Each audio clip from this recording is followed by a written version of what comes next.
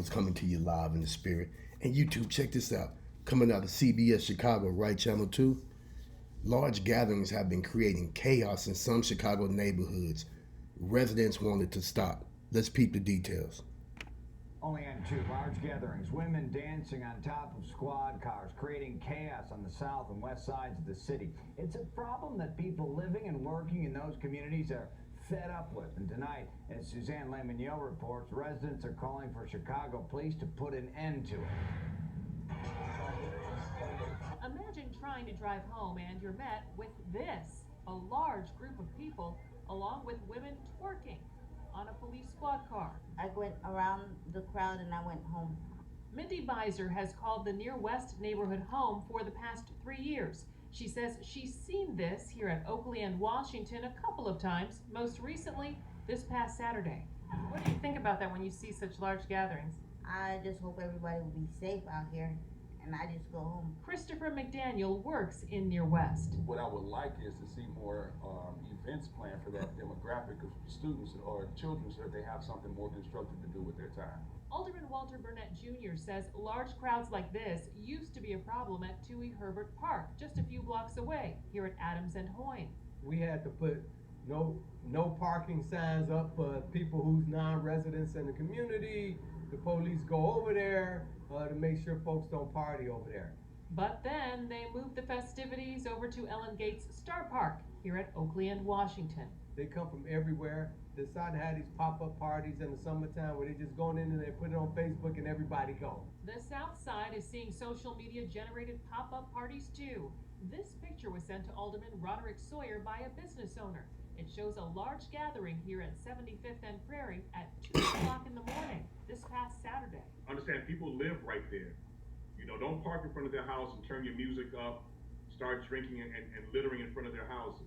That's not how we operate in Park Manor. Alderman Sawyer and Burnett both say they have met with the police commanders in their wards. Sawyer says there's going to be increased patrols, safety checks, and tow trucks. Chicago police say illegally parked cars may be towed. Suzanne Lemignot, CBS 2 News. And that is a shame, man. Did you see these grown women on the car conducting themselves like that? And you have to wonder why we are the butt of jokes. Why people disrespect you, why people disrespect our women, why people disrespect us as a nation of people. Because this is how some of our people present themselves, like those silly women that was on top of the police car. Then you got those educated men and that educated sister who the reporter interviewed that wasn't with that mess. That is a clear example of the people with dignity and that's trying to do something right and protect their community versus grown-ups that want to get out there and just act a fool. And like Tupac said, 20 years ago, you wonder why they call you bitch? I bet you. That's exactly why they call you bitch. That's exactly why they call you hoe. That's exactly why you got 2, 3, 4, 5 different baby daddies. That's exactly why you on welfare. That's exactly why you don't have an education. And you need to get an education. That's exactly why you're on welfare and you don't have a career. Because those people that have all of the things above that I mentioned, you don't have time to be out there disgracing yourself like that. You don't have time for that. Excuse me. You have a career. You have a family. You have a future. There are things that you are honestly trying to accomplish in life. You're trying to be financially set and situated. You're trying to set a better example for your children, and you're trying to set a better example for your community. And family, we better than this. We don't have to promote ourselves like this. But for those of us that feel that this is the thing to do, you give the rest of us a bad rap. Because we have women in our community, in our family, that don't conduct themselves like that. They're business women, they're lawyers, they're doctors, they're sole proprietors, they're business owners. They're in all levels of society in a respectful way. So I just ask my sisters, you deserve better than the way you are presenting yourself. Think about that. You don't have to have shorts all up your ass. You don't have to be being provocative in public. You don't have to exploit yourself. You should want more for that as being a woman.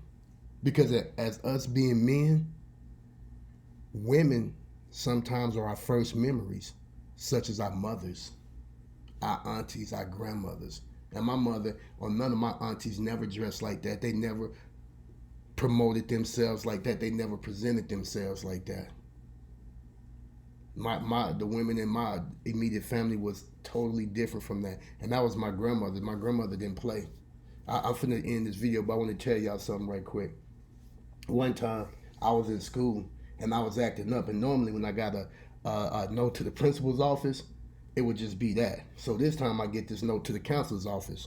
And I go down there, man, and I go in the counselor's office, and I slam the door, right? And right before the door could slam, something was like, look up. And I looked up, and man, my grandmother was on the other side of the counselor's desk. And then the door slammed. Boom! Man, let me tell you, man, my grandmother pulled that belt out and got on my behind. And then when she got on my behind, the bell rung to change classes, right? So now I'm in the office like, oh, Granny, I'm sorry. I won't do it again. I know you won't, because I'm going to come up here and get on your ass every time. Whoop, whoop, whoop, whoop. So after the whooping, man, right?